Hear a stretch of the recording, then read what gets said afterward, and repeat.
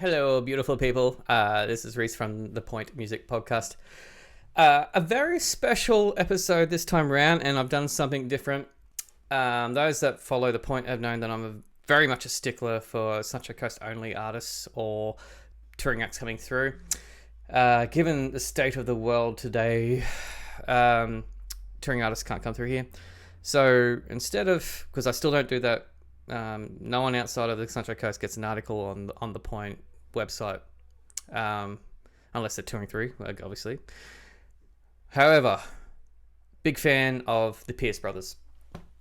Funnily enough, I did a random guitar teching episode with them, one 6 years ago, random time when they played at Soul Bar, and a press release came through, and they asked if they come on, and I said, you know what, let's have them on the podcast. So this episode here is a very special one. We talk to Jack Pierce, one half of the Pierce brothers, obviously, and they've got a new song in Kanko, a film clip as well.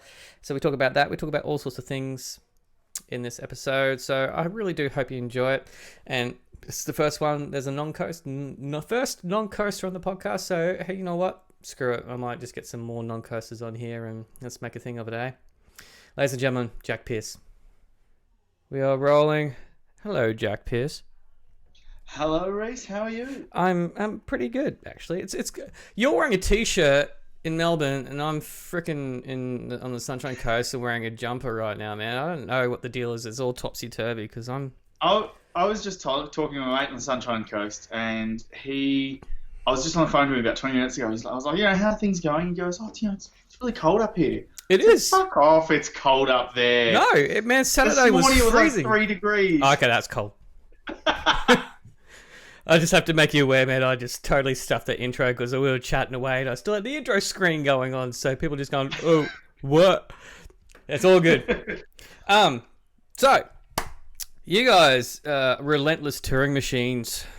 And I've been following you guys for, I would say, probably a good 7 years. Because I think the first time I actually had encounters with you was Big Sound. And I remember seeing you guys playing out on the balcony and doing an interview, and I went, oh yeah, it's the Pierce brothers, and I had a quick chat. That's right, balcony TV was that? I don't know. It's during Big Sound. That's all I remember, man. It was out in the we were at the Judith Wright Centre. Somewhere in the valley. Yeah, man. Big Sound's a blur most of the time. Yeah. You know the drill. Yeah. Things happen. Yeah, I sure do. It's like Vegas in one, so like in 4 nights or 3 nights, or whatever like that. Whatever happens at Big Sound stays at Big Sound. Yeah, Bris Vegas gets pretty carried away on those 4 days. That's for sure. Oh yeah. So you've had a pretty interesting little ride over the last year, man.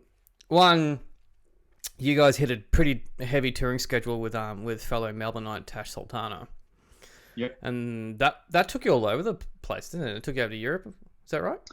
Yeah, Tash has taken us really all over the world. We started working with Tash probably back in 2014. 2014 she was supporting us around Australia.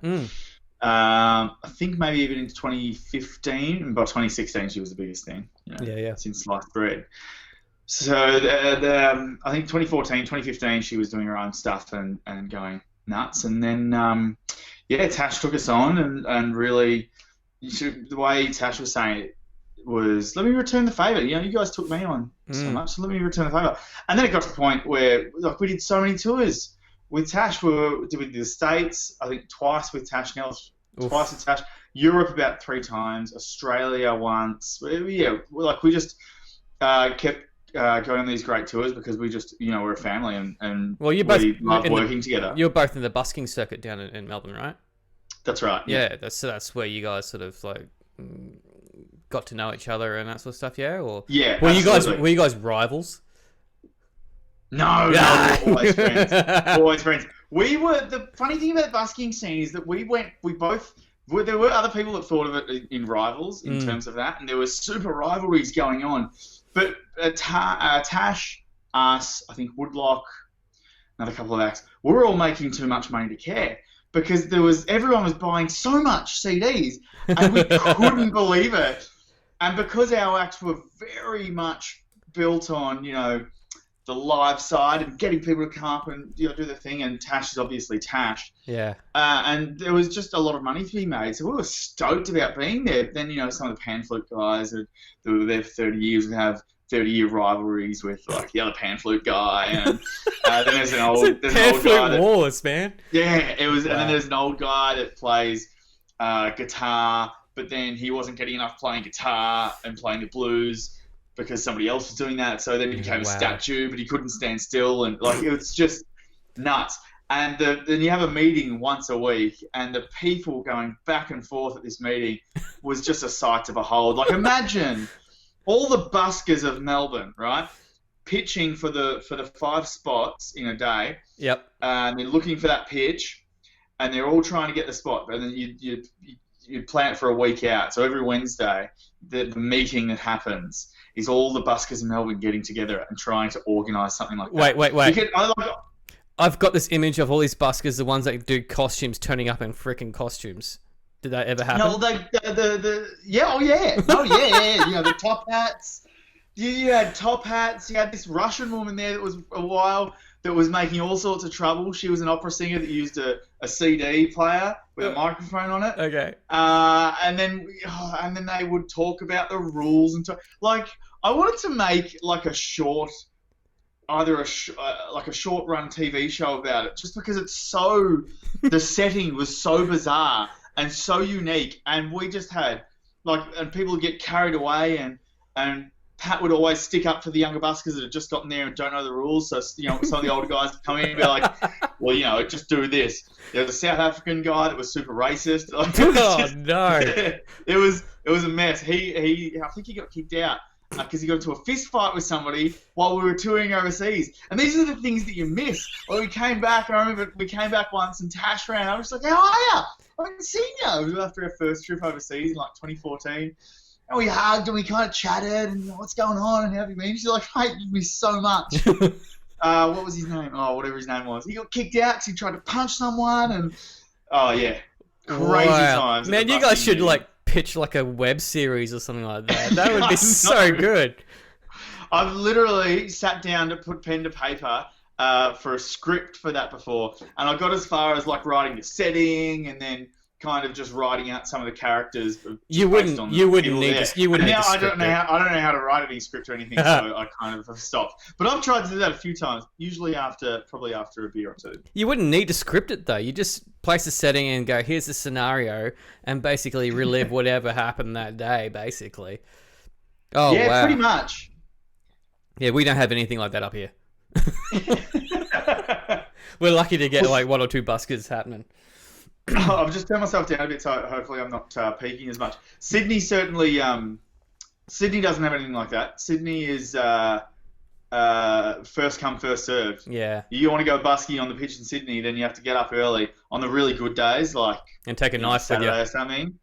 You've got to get there. You've got to be there at about 6 a.m. Wow. And then you can't start playing until 1 p.m. So you just have to sit and wait. Oh wow! To be a busker. No, thank you. Not in Sydney. We're past on that. Wow.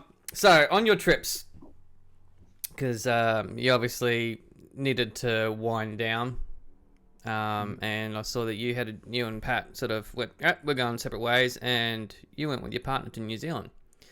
And you were supposed to get married there, and bloody Corona happened, didn't it?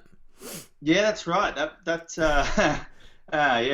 old chestnut. That old chestnut. Yeah, the end of the world happened and kind of stopped us from going through it. Well, no, it didn't quite really. I've got the ring on. Okay. And what we did, nobody was able to come over. You eloped, basically. We eloped, but we just didn't do it legally because the guy that was supposed to marry us was on the other side of the country and couldn't get to us. We had to, and then all of a sudden we had to leave the country before they closed the borders. I think we got the last flight out. Oof.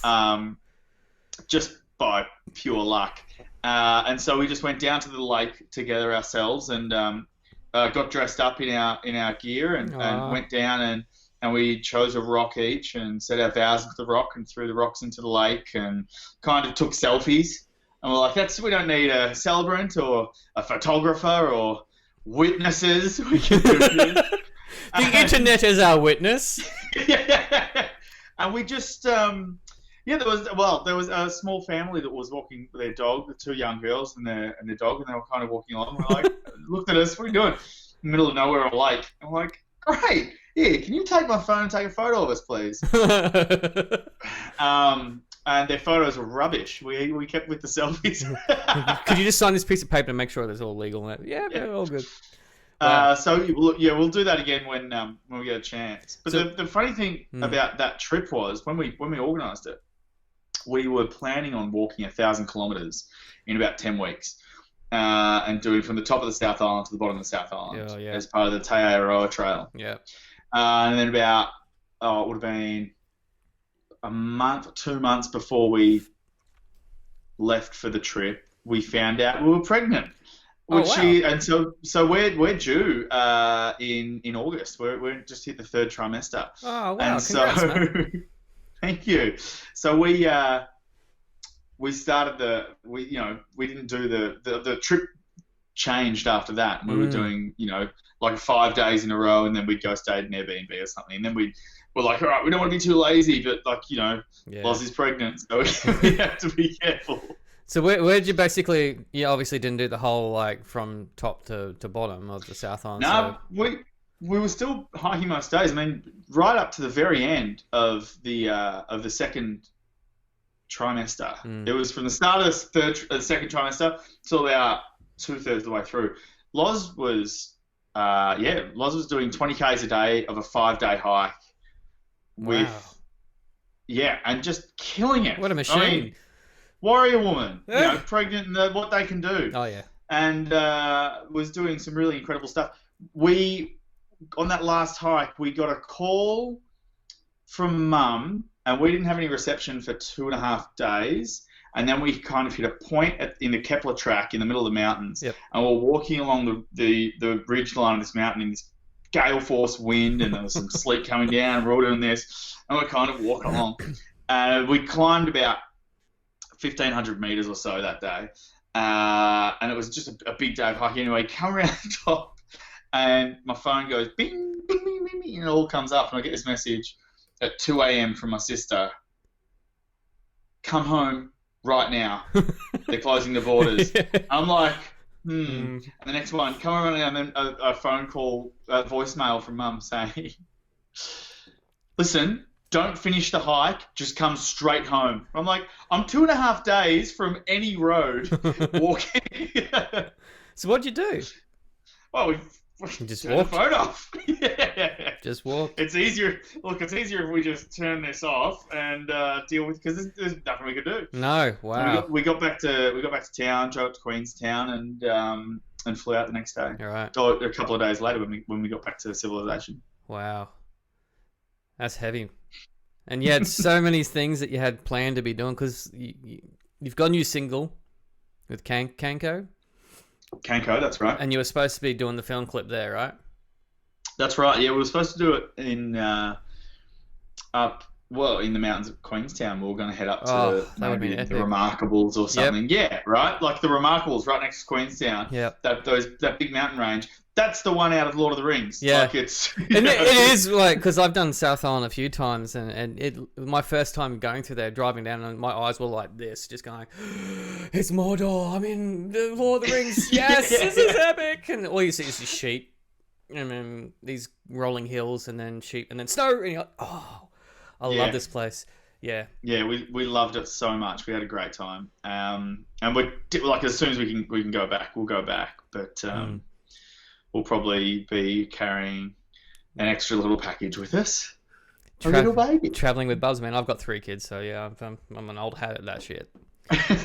My baby's grown up and moved home. Strange feeling. So back to the single. So you guys had to basically improvise. Yeah, well, I mean, I'm in my little studio here. So that's kind of a little live studio where we write songs. It was supposed to be a kind of demo recording place. Yeah. But it doesn't sound that good.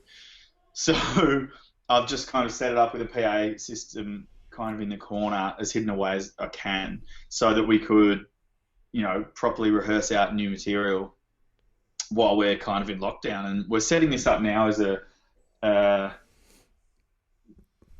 a live streaming kind of thing. We did one the other day, and it did not go well. Yeah, It's a hard thing to do, man. This whole live stream thing. Like my band Barefoots tried to do it, and we basically had to do it with two people. And particularly if you're spread out, because we're a 6-piece band, and how do you get yourselves in frame? Yeah, well, one of our members is in Brisbane too. So when we were trying to do the live stream, we couldn't travel. Like now we can, so we can because we have to do a live stream next week, but it won't be a live stream. We're going to record it, properly record it, mix it, and then send it out as a video. It's the easiest way. But Powderfinger did the same bloody thing. They didn't do it live because there's latency. Oh no, not at all. But it was still quite good. I loved it, man. Was it the Fortitude Valley Music Hall? Yeah, he's doing it from the stage there, and I was like, I nearly got tears, man. I nearly got tears seeing JC like up there doing that, and then you got Cogsy on the coast here in one of the studios that it's Aaron's studio who does the sound at Soulbar. So he was playing there. Oh, I got chills watching that set. Man, and Darren Middleton, what a guy. I know. Just in his daggy and giving the thumbs up like the Wiggles. Yeah. Like, what but the band solo. That was the best bit. I loved it. So that's how you do a live stream. So you don't do it live, but you make it look live. So multiple angles and that kind of crap. I mean, I'm using OBS. I don't know if you're familiar with OBS or anything like that. I'm not really familiar with anything. Patrick is the one that knows about all this kind of stuff. Pat's the tech head. He's a tech head. He did the film degree. He's got the nice cameras and lenses and lights and stuff. Yeah, well, I think there's the big guy behind me, a redhead behind me or something. Yeah. And so there was a back order. As soon as this all went into the thing, we jumped on and tried to figure out, right, let's film it properly. And we used just our mixer here to run it into my little Octocapture that I've got here, so which is just a little interface that I record from that this guy set up to. And basically that, then we could mix it all and go live. But everything was on back order until like yesterday. Yeah. We ordered it like at the start, like when we got back to Australia, like when this all kicked off, we're like, this is what we'll do. And it didn't work out. So we were going to have two... Pretty sure the majority of musicians in Australia were thinking the exact same thing. Because they're all recording from home at the moment, mate. Yeah, so we did a single launch, but we did it at the end of, like, it was a mess. We did it we were in the studio for 3 days recording new material, and it was going really well, and we were just trying to get too much done, and it was like, is it time, just jump on, and we kind of just jumped up there and did it off a phone. What are we playing? I don't know, we haven't prepared. So. Just whatever. So, because I've had a few watches of the film clip. Has it been released yet? Yeah, the film clip's out. Yeah, cool. I was just making sure I hadn't sort of jumped the gun or anything like that, because sometimes I give them the things, But yeah, I'll actually link it in the description underneath this when I put it up and whatnot. But I love how you've gone and just basically done the whole don't stare at the camera with the screen behind you and just sing the song. Just do that. Yeah, all right, cool. It works, and you grab random footage. I did a few shots just singing to the camera, doing like a couple of serious ones, it's so awkward. A couple of joking ones, laughing ones. And Pat's like, not to camera. Nah. I'm like, why not? He's like, just don't sing to camera. It's no good. Just kind of sing to the air and do this and do that. Look to your left, look to your right. And so we've got to figure out how to. Actually, there's Pat calling me literally right now. Oh, hey, Pat. He doesn't know that we're Chuck him on. All right, hang on. I'll call him back because he'll just start calling again. All right, let's have a listen. Can you hear it? Yeah, I can hear it. Hello. That's how he answers the phone. That's how Pat answers the phone. Pat, you're in the middle of a podcast right now. How you doing? Hey, everyone. Hey, Pat. What's so important, man? Nothing. No. Please, go on. to call you about our recording dates and when I was getting one wisdom teeth taken out. Really important. Well, I mean, Well, that's important. It is important. I'm not sure, mate. But I've got the Sunshine Coast here. Kind of. Sunshine Coast. What's up going on, Pat? He said, I love you guys. I'll speak to you later. And that is recorded and forever there on the internet. Yeah, I love the way that he answered the phone. Hello. Oh, that was too good. I was really hoping. I was just like, listen, don't answer the phone. Like, shut dickhead. Oh man, the language thing doesn't really matter here unless you're dropping C-bombs. Then I sort of draw the line there because I'm gonna have to go through and beep all that stuff. It's probably why I haven't interviewed. That sounds about fair enough. Yeah, I mean, it's probably why I haven't interviewed in the metal scene just yet because they're notorious for dropping C-bombs. I mean, they're all mates of mine, but yeah. I don't have the time of day to go through and beep out every C. So whereabouts were we? Sorry? Whereabouts were we? Talking about the filming and looking to the left and right during the filming. And that's right. Yeah. Yeah. So we just set it up, over in the corner over there. We put a kind of screen up. And then Pat was saying, Pat got behind the camera and did a couple of swishes and this and that and zoomed in and stuff. And so then he said, do the same thing. Mm-hmm. And I get there, I'm just like, zoom in, zoom out, do this, do that. Transition. He's like, yeah. Pat's looking, he's going, no. That doesn't work. Sorry, we're going to have to do it again. And we can... It's good. Like, we needed the time off because Pat and I could almost kill each other, at the best of times. Yeah. And so we'd had all this time off, and then we're back in and doing it. So why can't you get it right? I can't do this, That's a pretty typical thing for twins to do, though, isn't it? Oh, yeah. Yeah. So I got cousins that are twins, mate, and like they've got different personalities, but far out. If I spent like 24 hours with them and I just hear them going out, I'm out. Nah. Yeah, I can't believe that the people that work with us still work with us. That's why you guys have the act that it is right now, and you don't have the whole band thing. It just works with just I reckon. Yeah, we've had the whole band thing, and they've been amazing. I love playing with the band. Yep. But I think there's a lot more discipline that goes into playing with a band. A lot more. Oh yeah. And people like the guys that we're playing with are such better musicians than us. So, and the thing is that Pat and I reckon have kind of figured out a way to do what we do, and it works.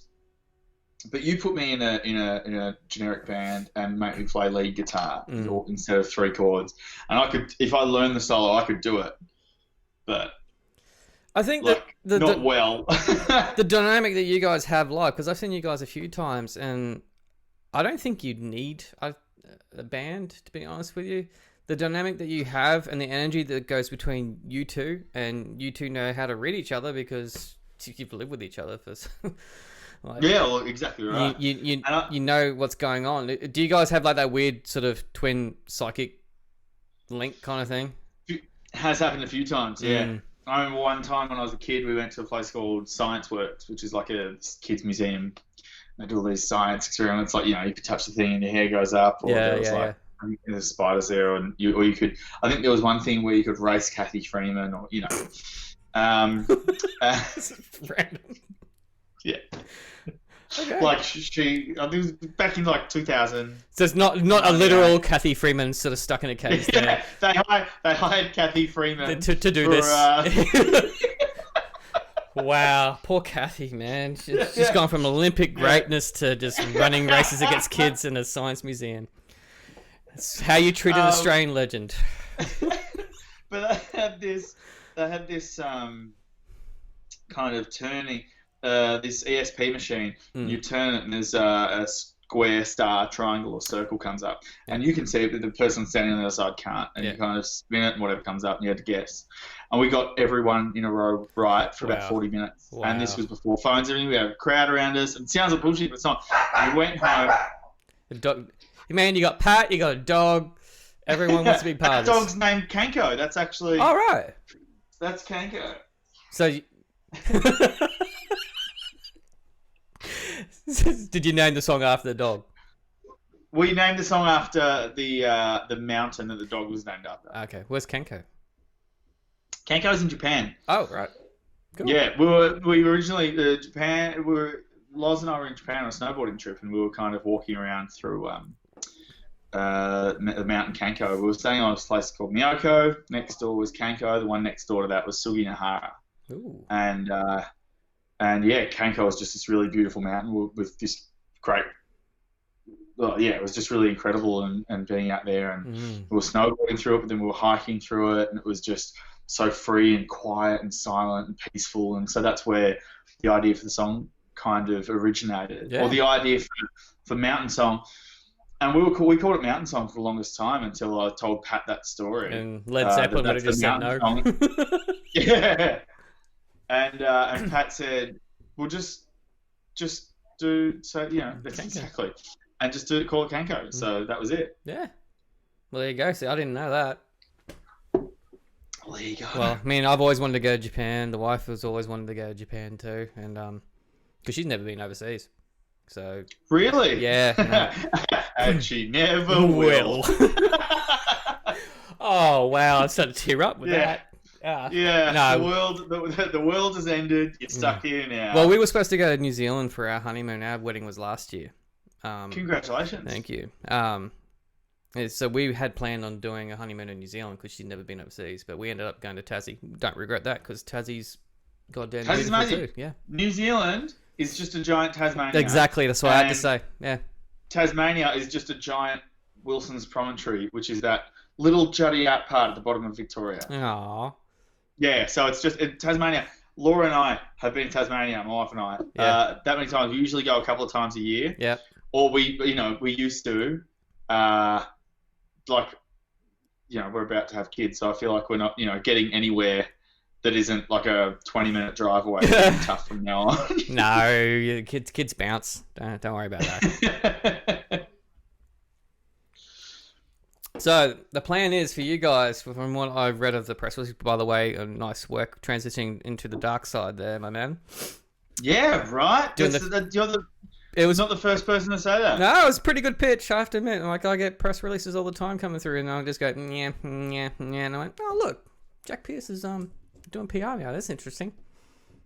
Wow, that was a very well-written press release. I'll have to follow that one.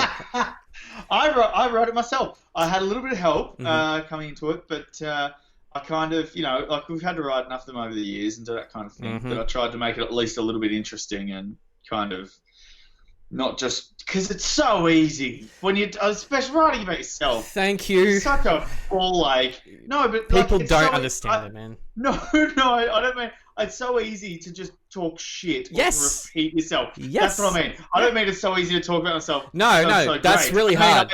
Yeah. That's another whole The actual writing a press release and actually just going, hey, I got to sell this. A lot of artists, I've brought this up in several of the podcasts I've been doing. A lot of artists don't quite grasp it. And two paragraphs doesn't count as a press release. Simple as that. It's just not easy to do. I'm looking at it right now, and each paragraph is a different part of what you're working on, and especially because we hadn't released anything since 2018. Read it there. You came prepared. And so I kind of have new stuff in every paragraph, and I remember the first one we wrote back in 2014. I think we wrote one before getting Danae Effern at what were they called? Oh, I've forgotten. She was a great publicist, and she came on and helped us write it. And what we sent through was like basically us talking about ourselves in 5 paragraphs, just in a different way. It's just like, you haven't really given any information here. No. You just kind of. I'm like, it's really, really difficult to do. So tell a story. That went through a few different tries and drafts before you saw it. But, it's pretty impressive, man. Like, I get some doozies that come through, and I just go, yeah, but if you know how to sell it, and you basically, all you have to do is you've got something that you want to try and pitch. You've given me who, what, when, where, and then you give me the how and the why, and that's all you got to do. People don't realize that. It's simple as that. And be nice. That'd be nice. Well, it worked this It time. works. Hey, dickhead. Hey, can you dickhead. please- How you going, man? You reckon you could chuck this up for us? Oh, yeah, cool. All right. Righto. I'm gonna try that next time. Mm. Next time I email you from my official status as a publicist. Mm-hmm. G'day, dickhead. G'day, dickhead. I would actually, you know what? Put that in the subject heading, and I will piss myself laughing. That'd be brilliant. It'll come Alright. through anyway. I don't know who I'm going to be pitching next because the first one was Pierce Brothers. Yeah. When your name comes up, I'm gonna try. Well, I actually had a few relationships with a few publicists, and they got to the point where they were like, "Hey, go, mate," like, instead of like, "Hello," with all formal stuff. And I'm like, "Yeah, that's cool." So that's relationships that you do. Good. Yep. All right. Yeah. It's a good Yeah. point.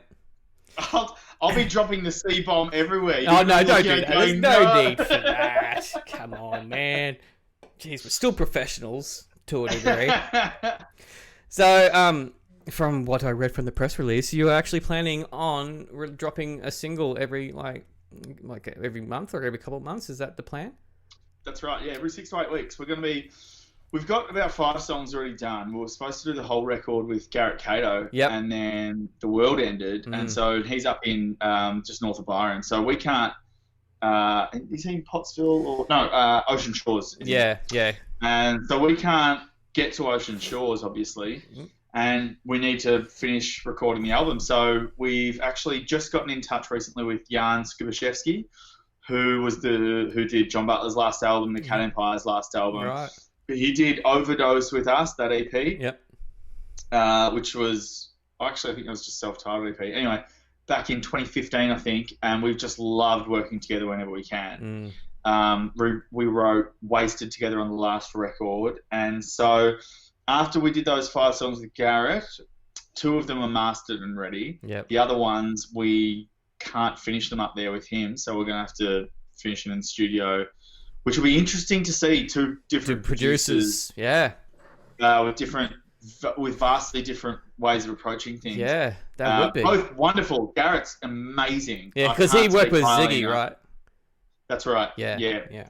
And he's done some really incredible work, and obviously Jan has as well. But they're 2 completely different styles. So we were in the studio for 3 days last week with Jan, and we're back in tomorrow.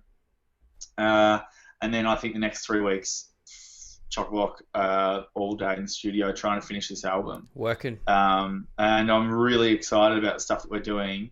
We wanted to go in there and we said, right, so let's just lock down the next 2 singles, the next one that we're going to be doing out and doing it that way. And then we got in there and it was like, no, let's just write the best songs that we can. And we got really creative. And the last one we just did last week was a real folk song called Dentist, and it's got this harmonica solo that's almost Paul Kelly-esque, or it's a very, very Dylan-esque kind of harmonica solo towards the end. And then, the lyrics were written when I was doing this song exercise when I was in isolation of trying to write a song or 3 songs a day, 1 for 10 minutes, 1 for 5 minutes, 1 for 90 seconds, different words. And one of them was a 10-minute one, was on Dentist. And I kind of took that and then kind of ran with it as sitting in the dentist chair and, not wanting to go in and all of that sort of stuff. And it really just became this song about vulnerability. And that was kind of, when you're just about feeling vulnerable, and it was just an allegory for all of that, and it was really good. And it was one of the ones, I wrote a lot of crap as well, and that was just one of the ones that I really enjoyed. Filtered through. So with this whole lockdown situation, I mean, Victoria's had it worse than the rest of us basically, because you guys have been pretty heavily locked down. Have you? A lot of artists that I've spoken to have while they're frustrated with not gigging and all that sort of stuff, they've actually welcomed a slight slowdown in pace and basically been able to reset, rethink, come at the art with a different approach. Take Absolutely. Everyone's. I've been finding everyone's going in a different way with their writing. I mean, I've been finding it with my own writing, and I've been teaching myself how to do production here. Yeah. Would you guys feel the same way? Like, yeah, absolutely. I mean, my writing is, I think, I went through such a patch of getting in my own way by writing and saying this is cheesy, or this is lame, or this isn't cool, and that's the biggest thing that I needed to stop trying to write a great song, or trying to write something really powerful, or trying to write something good, because if you're honest, and if you like, I know what a good song is. I know what is good, and I know what isn't good. But the problem that I've got in my own way is that if I knew that I wasn't writing good, then I'd stop. Yeah. But the only way to write good is to keep going. Yeah. And to keep writing crap until something really good. Or take those ideas and you basically go, yeah, that worked, that didn't work, but I'm going to remember that one for next. I've got that stored away. Let's keep going. That's exactly, yeah. I've got heaps of them. And to just be okay with failure. And that's been the biggest thing. And what I've found is that I've gotten into much more of a habit of writing, and even just in the studio the other day, of being able to say, right, this isn't working, as we do this. So, right, I'm going to take 10 minutes and go do this, and just kind of write up a whole bunch of different options and then see what fits and do that. Kind of like if you're working on a film or something, and so you take away and rewrite the script and see what works. And that's really been one of the biggest changes coming and approaching this new record than we have in the past. So, and I think isolation was a big part of that. Doing these exercises was a big part of that, and I'm really feeling good about where we're going. But then also, we've been touring non-stop for you'd be welcoming the slowdown. It's a forced reset. I mean, I found it too. This industry. A lot of people don't realize how fast paced and how demanding this industry is. On every level that you're in, you're constantly feeling that you need to keep up or move faster and sort of stuff, and stay ahead of the next people that are coming through. And you're just watching your back continuously while trying to move forward. And you got to do all this and all that, and it's all just gets to the point where you're just going. You see so many people burn out. Some people just No, absolutely. It could be very, very difficult. So this was a welcome sort of just like boop, press pause, and take it all in and reevaluate what's going on. I mean, we're all going to have to adapt to the situation now because everything's going to change. It ain't going to go back to how it was originally. There's no way in hell it's going to go back in the way it originally was. I can't see. We've postponed our dates till the end of the year, so I think we're up on the Sunshine Coast in December or something. 27th of November at the Soul Bar. 27th of November, Friday night.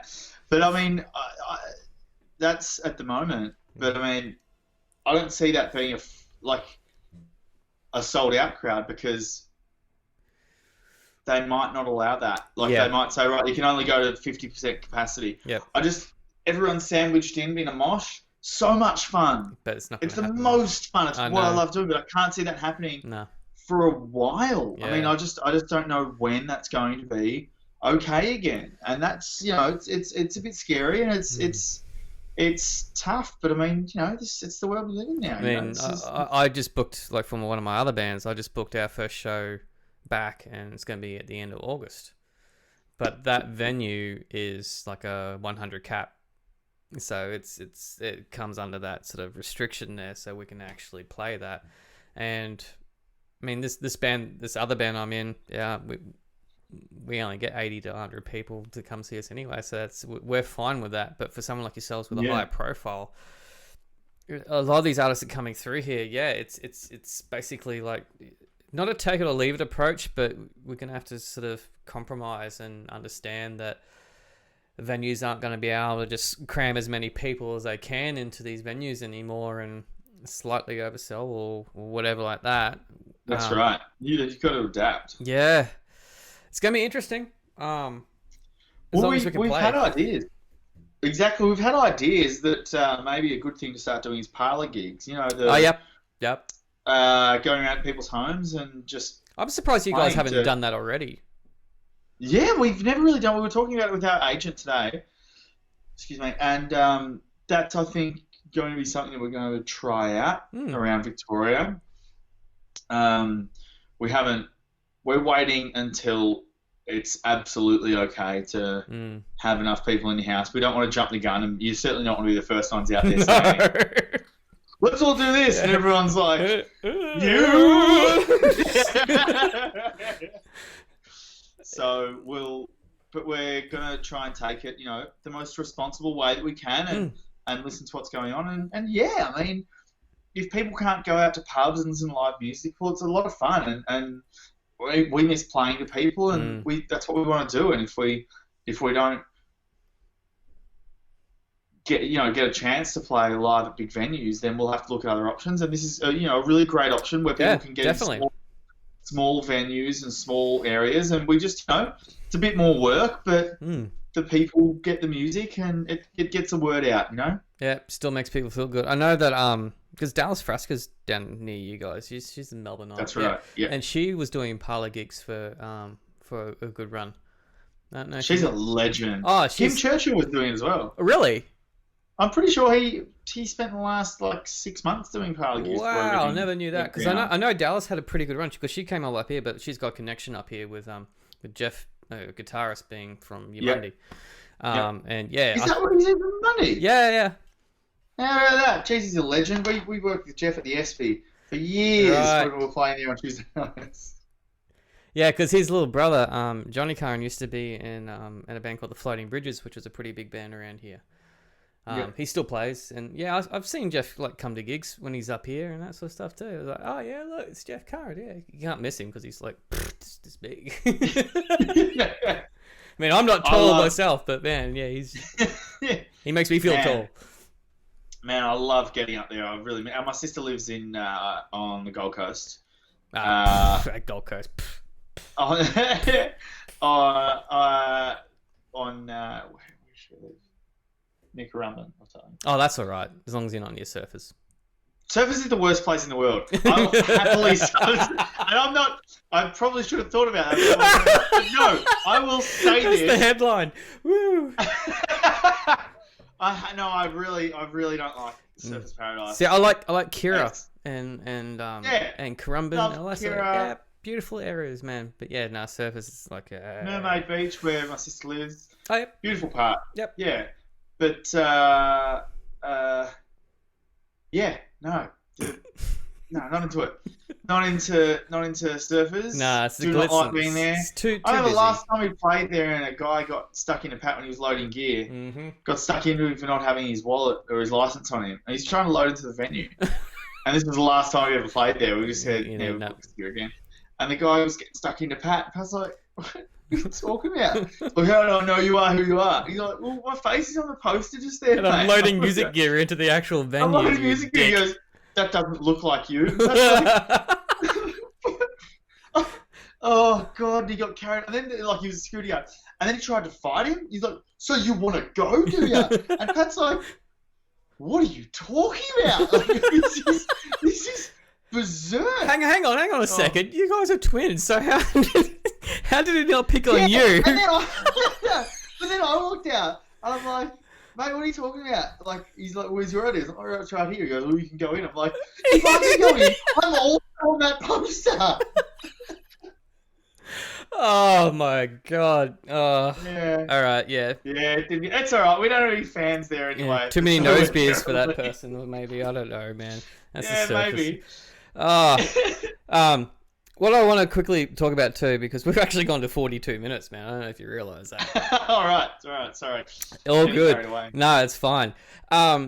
Because what I found interesting with your approach with releasing singles every 6 to 8 weeks, right? Some bands have just basically just shut down, and they're in recording or writing phase, but they're not releasing anything because they're afraid to release something without touring it.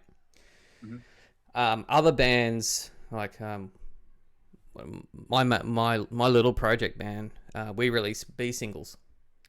So we just went, yeah, you know what, we're going to still put something out there, and we can't obviously go out and launch it, but you know, we want to show people that we're still doing stuff, so why not? Yeah. So, but you're coming out and you're actually just going, nah, screw it, we're putting singles out there.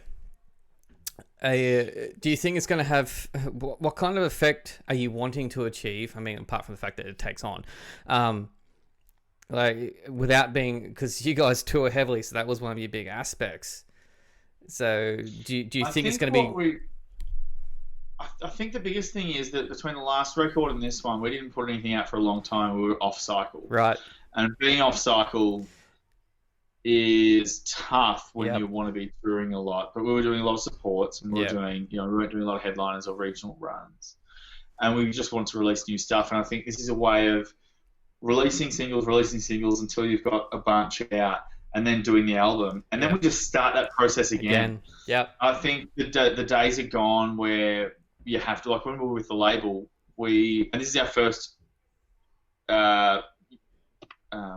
unsigned Independent. release. Independent, thank you. That's the big word that we use in the industry, man. This is the first independent release since like 2014 because we got it out of our deal. It because the last release just didn't go anywhere. Nobody knew about it. It was just a release and it fell flat and nothing happened. And we were really wondering, you know, what's going on here. I obviously wasn't in PR back then. But no, like we thought the best way to move forward is to keep releasing stuff, keep being on cycle, and keep being fresh with new content. Yeah. But then not only doing that, like we can only release so many singles, and then brings us to about halfway of the album. Yep. And then we release the album because the album in itself, the singles are kind of littered through it with the other songs that I think are just as good, but maybe not a single song. Yep. And I really love those ones. Like the first track on it is called White Caps Come, and we did that last week in the studio. And the way that this album is going to open is really beautiful. And we got into the studio with Jan last week, and we started working on this song. It's the first one we did. This is how we're going to open the album. This is good. Now we're going to pay for this album with touring money, so we're doing it on a bit of a budget, right. And then 20 minutes later, in the first day, we looked at it and just went, right, and the orchestra. I was going to say that. Yep, full orchestra. Right, where are we going? Yep. And then so like, let's write it up. Do we need timpani? Yes, we do. And so like. We wrote that into it, and then we'll get people to come in and record the parts that we've kind of written in. And we just decided that we needed it because once you wrote it in, it was like, yeah, we need this. This is great. Way to keep it completely independent. Yeah, and so it's gonna be interesting to see how the next one goes, and we wanted to, when we were with Warner, going back to what I was saying before. When we were with Warner, they were very much in an old way of saying you must complete the full album, and then once the full album is in the can, then we do this, and then we do that. Well, we were touring.